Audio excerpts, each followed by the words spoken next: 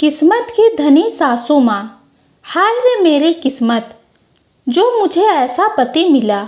ना जाने कौन से पुण्य कर्म किए थे माँ जी ने, जो इतना प्यार करने वाला पति मिला। काश मेरी भी किस्मत माँ जी जैसी होती। बाप देवदास और बेटा प्रेम चोपड़ा बनकर मेरे जीवन में आ गए। पता नहीं क्या देखकर माँ बाबूजी ने बेटी का नाम प्रेम रख दिया, जिसे प्रेम जताना ही नहीं आता। रसोई में काम करती अमिता अकेले ही बड़बड़ा रही थी। अमिता की प्रेम से शादी हुए 1 साल हुआ था। अमिता ने जैसे ख्वाब अपने होने वाले पति के लिए सजाए थे, प्रेम बिल्कुल उससे अलग था। वह शांत और सौम्य स्वभाव का व्यक्ति था।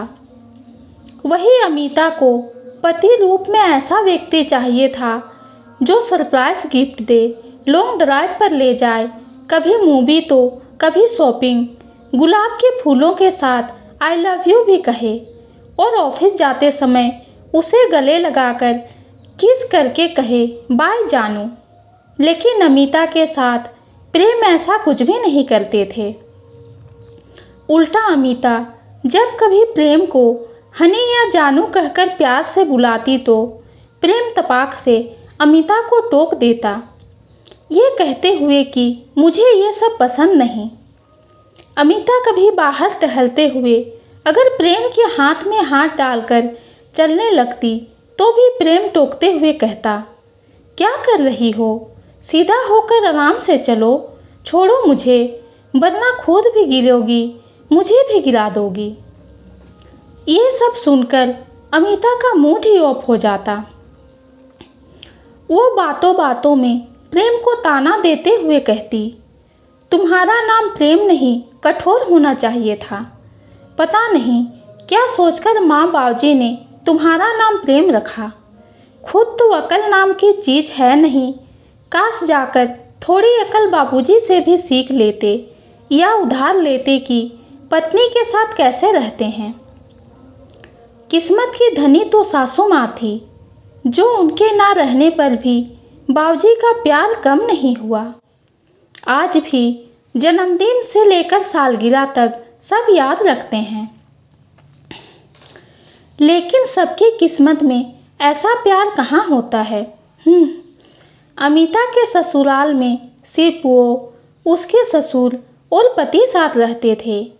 एक बड़ी ननद थी जिनकी पहले ही शादी हो गई थी। एक ही शहर में होने की वजह से अक्सर उनका आना जाना लगा रहता था। दोपहर के खाने के लिए ससुर जी को आवाज़ लगा रही थी, क्योंकि उनके कमरे में जाने की उसको मनाही थी और प्रेम कभी भी उस कमरे में जाते नहीं थे। बहुत बार उसने जानने की कोशिश की, लेकिन किसी ने कुछ बताया नहीं। अमिता की आवाज़ सुनकर उसके ससुर जी बाहर आए। उन्होंने अमिता से कहा, बहू तुमने खाना खाया? नहीं बाबूजी। ठीक है, जाकर तुम भी खा लो, और खाना लेकर वापस कमरे में चले गए। अमिता भी खाना खाकर उसके बाद रसोई का काम समेटकर अपने कमरे में आराम करने चली गई। बेड पर लेटते ही कब उसकी आंख लग गई पता ही नहीं चला। अचानक उसे कानों में उसकी ननद रेखा की आवाज़ पड़ी। वह उठकर बाहर आई तो देखा वो रसोई से चाय बनाकर बाबूजी के कमरे की तरफ ले जा रही है। रेखा का ससुराल और मायका दोनों सिर्फ 2 घंटे की दूरी पर था, इसलिए रेखा कभी भी आ जाती थी। अमिता को रेखा से कभी कोई समस्या नहीं होती थी, क्योंकि रेखा अमिता को बहुत प्यार करती थी। अमिता ने जब रेखा को बाबूजी के कमरे की तरफ जाते देखा तो उत्सुकतावश दबे पांव आज वो भी उसके पीछे पीछे चल दी, क्योंकि पूरे 1 साल बीत में आज तक कभी अमिता को अपने ससुर जी का कमरा देखने का मौका नहीं मिला था। अमिता के ससुर जी हमेशा अपना कमरा खुद साफ करते और जब भी कमरे से बाहर आते ताला लगाकर आते। रेखा की माँ, चाय लो, देखो रेखा आई है। रेखा, पता है आज मेरे सामने तुम्हारी माँ आईने में मुस्कुरा रही थी। मैंने बोला, बस कुछ दिन और, फिर तो हम साथ बैठकर हंसेंगे। अमिता ने दरवाजे की आड़ में झांककर देखा तो कमरे में सब जगह उन्होंने सासू माँ की तस्वीर लगा रखी थी। अब वो बाहर ही खड़ी होकर उनकी बातें सुनने लगी। ससुर जी की आवाज़ सुनकर अमिता सोचने लगी, अरे बाबूजी किससे बात कर रहे हैं? सासू माँ तो अब जिंदा नहीं है। बाबूजी किसको चाय पीने के लिए कह रहे हैं? उसने खुले दरवाजे से थोड़ा झांक कर देखा तो उसे ससुर जी और ननद के अलावा कोई और नहीं दिख रहा था। सपने कभी सच होते हैं भला? बाबूजी, सपनों की उम्र आँख खुलने तक ही होती है। लगता है आज आपने अपनी दवाई नहीं ली, रेखा ने कहा। ससुर जी, ठीक है, देख अब तो अपनी माँ की तरह शुरू मत हो जाना। मेरी नींद की गोलियाँ ला, मैं तो सपने देखूँगा और सच भी होने की दुआ मांगता हूँ।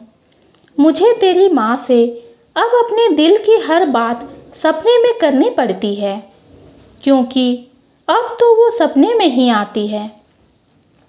नाराज होकर मुझसे इतने दूर जो चली गई।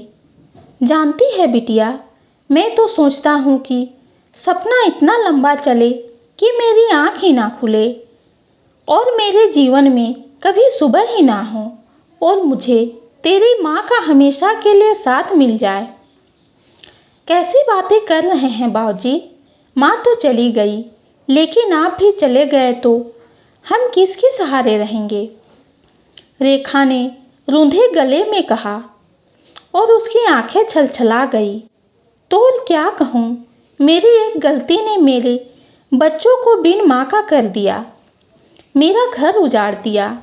आज भी उस दिन को जब जब सोचता हूँ तो लगता है कि काश वो गोली मुझे लगी होती। बस कीजिए बाबूजी, कब तक अपने आप को दोष देते रहेंगे? मैं कभी तेरी माँ को समझ ही नहीं पाया। वो सही राह दिखाती रही और मैं उसे मंदबुद्धि पगली कहता रहा। रेखा उनके कमरे से बाहर निकली तो उसने अमिता को बातें सुनते देख लिया। अमिता रेखा को अचानक अपने सामने देखकर अकबका गई। उसे समझ नहीं आ रहा था कि वो क्या कहे। तब तक रेखा ने अमिता का हाथ पकड़ा और लेकर सीधा कमरे में आ गई। नजरें झुकाए अमिता खड़ी थी कि तभी अचानक रेखा ने कहा, अमिता, तुम बाबूजी और माँ के बारे में जानना चाहती हो ना? तो सुनो, आज तुम ये सच जान ही लो। दरअसल अमिता के ससुर दीनानाथ जी ने जवानी में कभी भी अपनी पत्नी गायत्री की इज्जत नहीं की।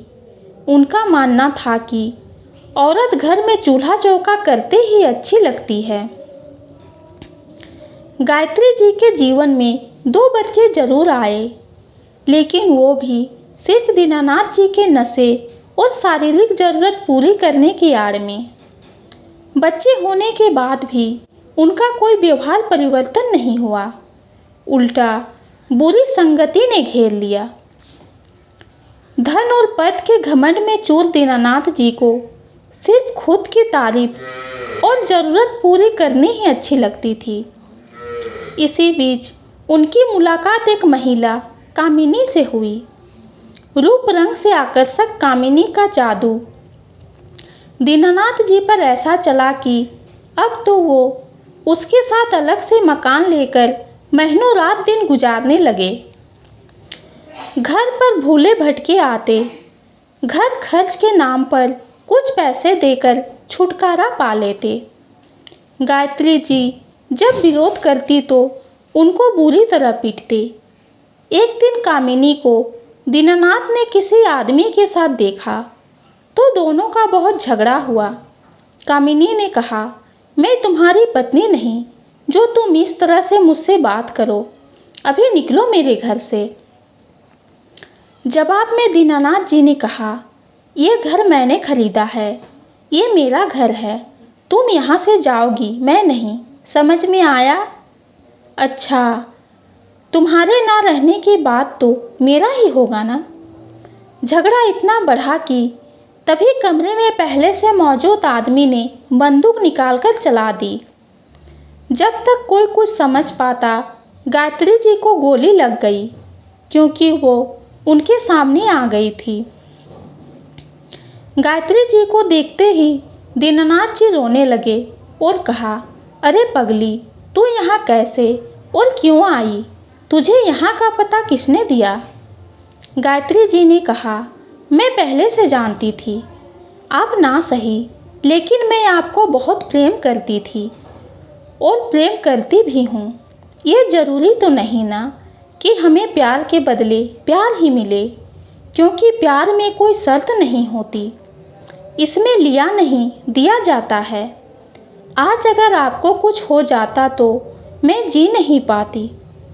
आज यहाँ आई क्योंकि अपना प्रेम अस्पताल में भर्ती है, उसको पीलिया हो गया है और मुझे पैसों की सख्त ज़रूरत थी।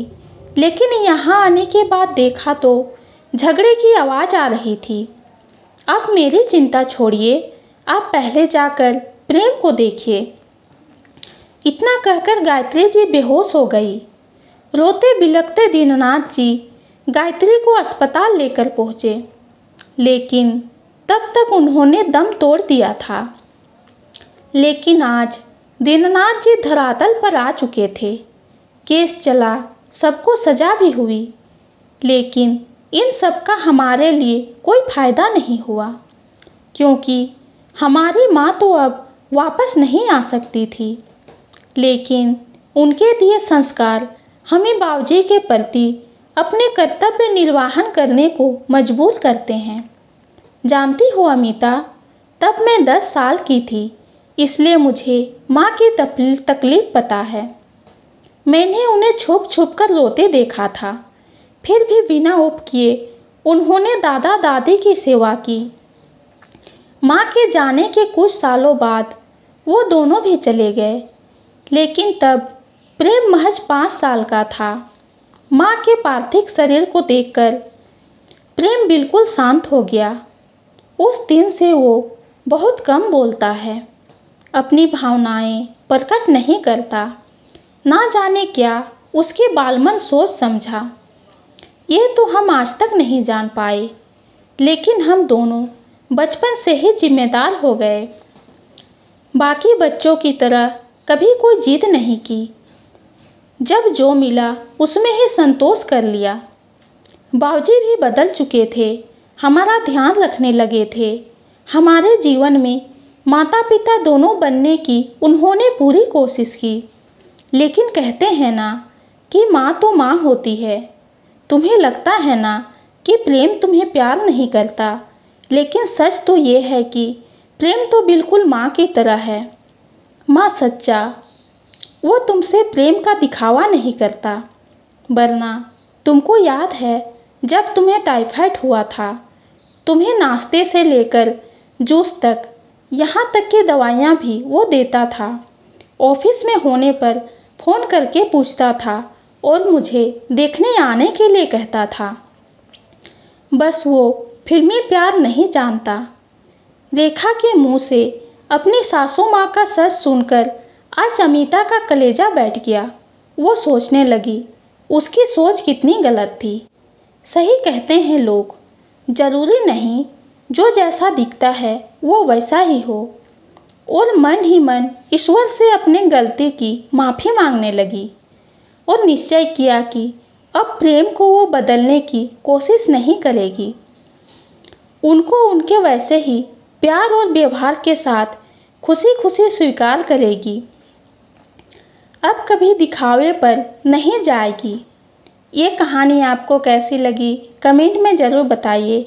कहानी पसंद आती है तो चैनल को लाइक और सब्सक्राइब कीजिए। कहानी सुनने के लिए आपका बहुत बहुत धन्यवाद।